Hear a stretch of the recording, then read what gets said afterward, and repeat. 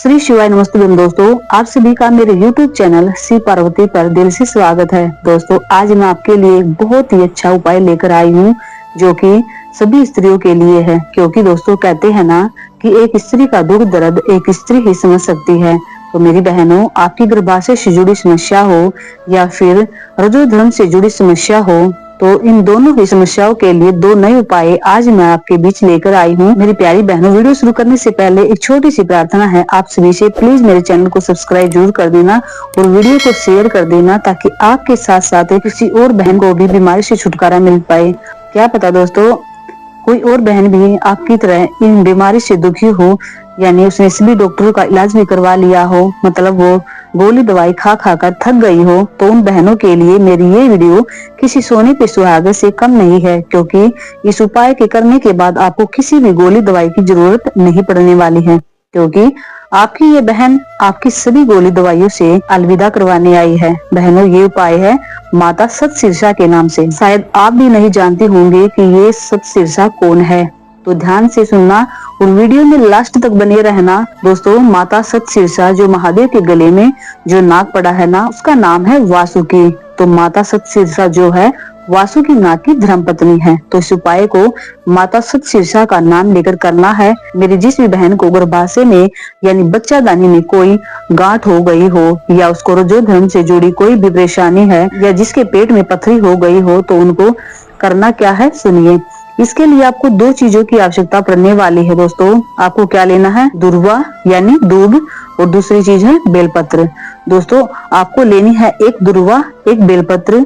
भगवान शंकर के शिवलिंग पर वासुकी नाग का स्मरण करके माता सतशीर्षा का नाम लेकर समर्पित कर दे और फिर उन दोनों को उठाकर हर रोज सुबह के समय खाना चालू कर दे। तो लगभग 20 से 25 दिन ही लगेंगे आपके गर्भाशय के अंदर जो गठान हो गई हो या पथरी हो वो धीरे धीरे पिघलना शुरू हो जाएगी। रजोधर्म में परेशानी हो तो वो भी ठीक हो जाती है। यानी जिस भी नारी का 15 से 20 दिन तक रजोधर्म चलता रहता है या फिर उसको रजस्वला होने ही बंद हो जाए, तो वो भी इस उपाय को जरूर करे।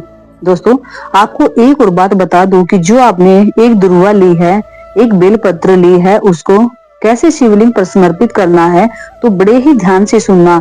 तो आप सोचोगी कि मुझे तो आराम ही नहीं लगा, ध्यान से करोगी तो आराम 101% लगेगा। आपको करना क्या है, जो अशोक सुंदरी का स्थान होता है ना, वहां से जल की धार शुरू करके शिवलिंग के चारों ओर 7 बार धार लगाकर जल चढ़ाना है और फिर उस जल को झेल लेना है किसी बर्तन में, और उसके बाद वो जल लेकर नंदी के पास बैठकर माता सतशीर्षा का नाम लेकर पिया जाए, तो आपको रजोधर्म से जुड़ी कितनी भी समस्या हो वो सभी धीरे धीरे करके ठीक होती चली जाएगी और आप फिर से एकदम स्वस्थ हो जाओगे। दोस्तों मैं आपको इसी बीमारी से रिलेटेड एक और उपाय बताना चाहती हूँ जो कि नारी के गर्भाशय की बीमारी से ही जुड़ा है। दोस्तों जिस भी नारी की बच्चादानी में गठान हो गई हो या चेस्ट में गांठ हो गई हो या फिर शरीर में कहीं भी गठान हो गई हो, तो ये छोटा सा उपाय अवश्य करना।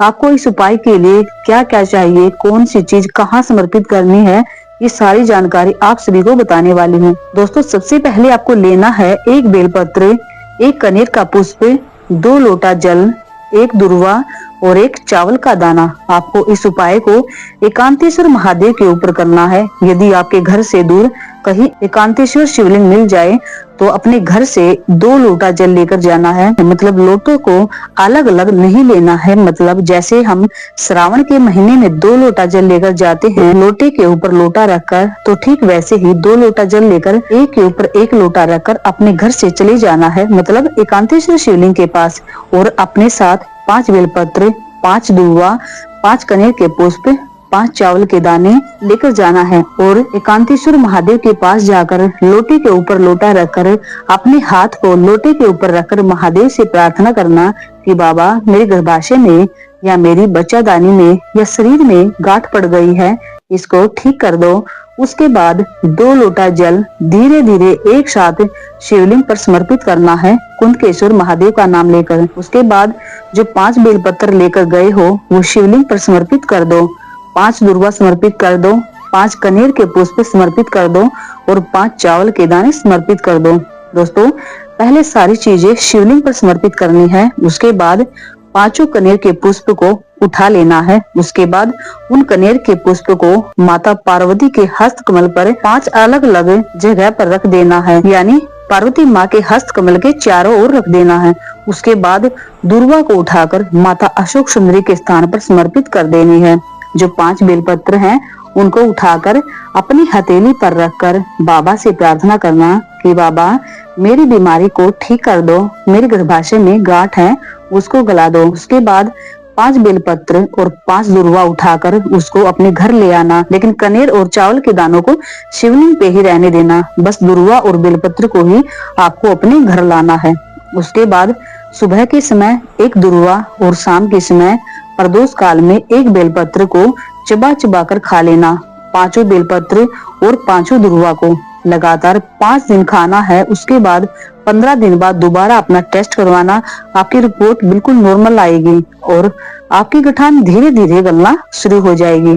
दोस्तों अंत में यही कहूंगी कि वीडियो अच्छी लगी हो तो चैनल को सब्सक्राइब जरूर कर देना। ओके दोस्तों, मिलते हैं फिर एक नए उपाय के साथ। तब तक के लिए हर हर महादेव, श्री शिवाय नमस्तुभ्यम।